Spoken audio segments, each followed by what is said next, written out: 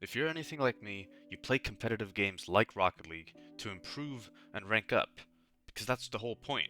Getting better is fun. But most players have no clue how actual improvement works.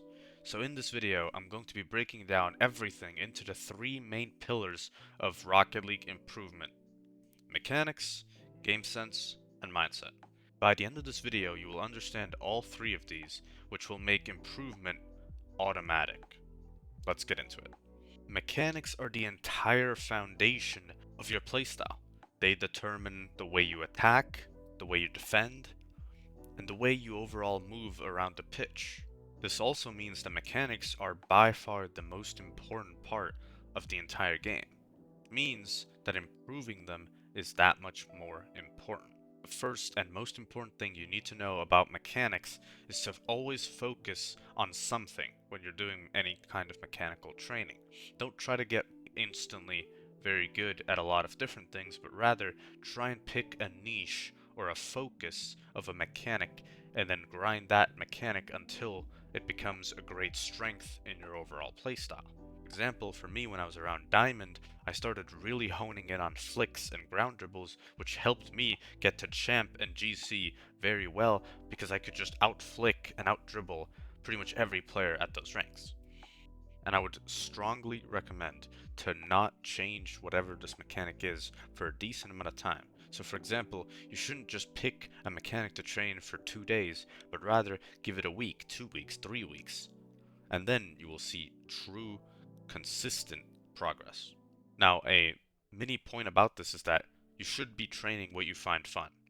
So the mechanic that you do pick should be something that you actually enjoy. Look at a mechanic that you think looks cool, that could be useful in game, and that's where you should grind. Again, for me, I liked the look of flicks. I thought they were efficient.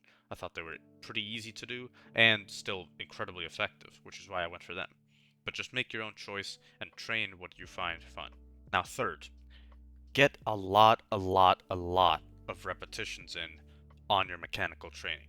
So when you pick a mechanic that you want to train, just start grinding it out. And it actually doesn't matter that much how you train it.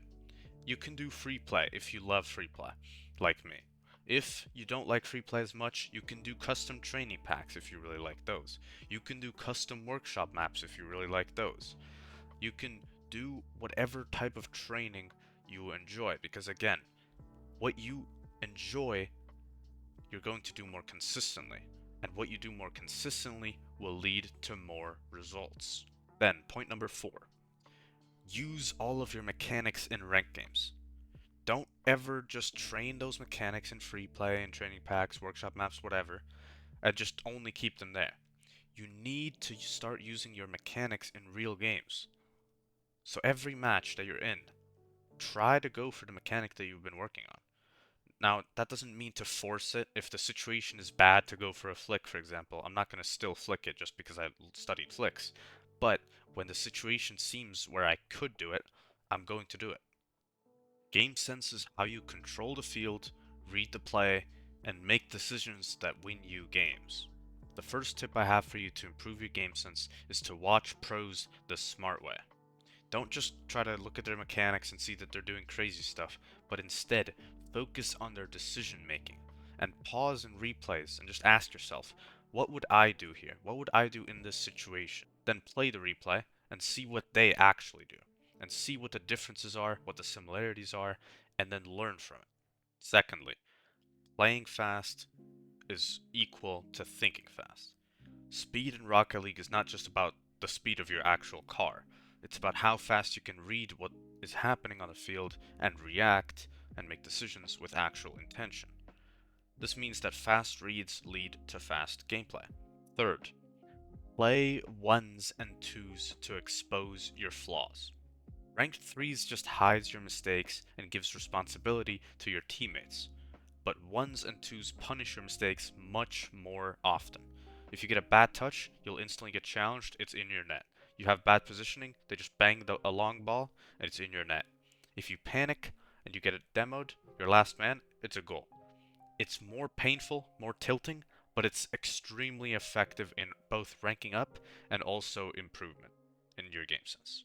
And the final tip to improve your game sense is to also watch your own replays, because as useful as it is to watch pros and see what they do, you should also watch your own gameplay, because while you're playing, you're not really going to be noticing where your actual mistakes are.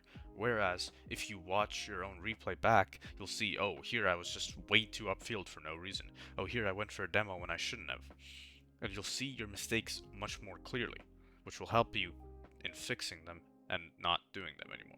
Your mentality determines whether you improve or stay stuck forever. So firstly, stop playing tilted. If you're tilted, you need to take a break from ranked, because you're going to regret it later. I've had so many moments in so many different games, but also in Rocket League, where over the years I would get mad at a loss, and then I would re-queue again, and I would be playing badly because I'm mad, and then I would lose again, and then I would queue again thinking, I'm gonna take my MMR back, I need it back, I need it back, and then I would lose again. And then after the session, I'm down like 100 MMR or a full rank or whatever it might be.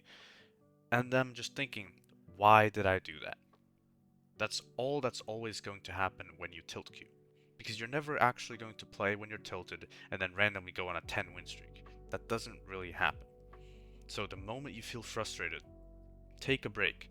And this doesn't mean you have to get off the game entirely. If you still feel like playing the game, just go do some training, go play some free play, do some rings maps, do some whatever. Whatever you find enjoyable while you can still improve is going to do much more benefit for you than just playing more rank games. Because your brain does not learn correctly when it's in an emotional state. The second tip is to stay disciplined with your warm-ups, because consistent warm-ups lead to consistent gameplay. It doesn't have to be a super long warm-up routine, but you need to think in your mind every time you think about skipping your warm-up routine or just getting on and instantly queuing ranked, that your rank is so dependent on the way you play. And if you go into your first few games of the session not warmed up at all, you're not even trying. If you don't want to rank up, sure, you can do that, but I assume if you're this far into the video, you actually care about improvement and ranking up, so just warm up. Do it every time, don't skip it. Now the third thing is to play with intention. Every session that you play should have a goal, and the goal should not be to win games or to rank up, it should be something specific. Oh, today I'm working on my recoveries. I want to be always wave dashing and wall dashing to get back so I can not leave my teammate in as many 1v2s today. Intentionally practicing these things in real games will lead to real improvement. And fourth and final thing, which I think is genuinely the most important part of mentality in itself, is to take full responsibility. Pros improve because they own up to every one of their mistakes. Bad teammates are never the reason that you're stuck in your rank. Your habits are. You can lose a game or two because of bad teammates. I'm not going to refute that. That's a fact. You're going to lose some games. But the thing is that the difference between the player who understands, well, my teammate's going to have a bad game every now and then, and eventually I'm going to get a good teammate, and if I keep playing well, I'm going to rank up. And that's just what's going to happen. So you need to be that player who doesn't think of their teammate as, oh, it's just another boosted bot on my team, bro. Like, what is this guy doing? No. You need to be thinking, well, he's just having an off game. I've had off games. I know 100% for a fact that I can tell you that I have trolled so many ranked games because I've played horribly.